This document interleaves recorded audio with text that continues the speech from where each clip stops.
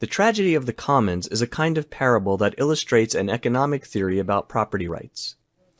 Imagine a medieval town with a central town square, some buildings for trade guilds and merchants, a church, and so on.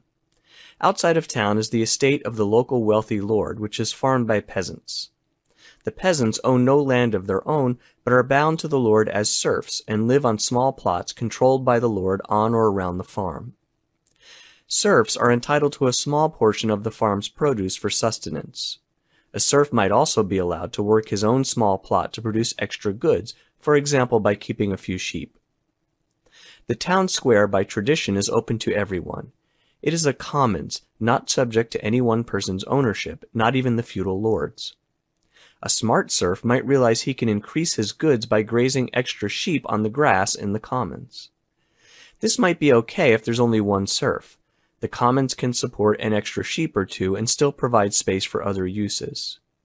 But if there are many other peasants who also have extra sheep they want to graze on the commons will quickly get overcrowded, the grass will be used up, and the resource will collapse. This is the tragedy of the commons. One way to prevent this tragedy while still allowing serfs to earn extra income is to divide the commons into parcels of property and to give each serf a private property interest in one of the parcels. With private ownership, each serf now has an incentive to use his parcel efficiently. Further, if a serf decides to stop raising sheep, he can sell his parcel to another serf who might want to have space for even more sheep. Private ownership thereby promotes not only efficient use, but also efficient transactions, facilitating markets that increase overall wealth. Of course, there are many qualifiers and caveats to this story.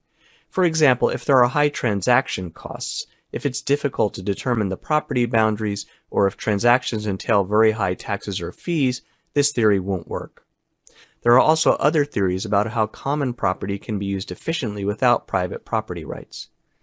Nevertheless, the idea behind the tragedy of the commons remains powerfully important in Anglo-American property law.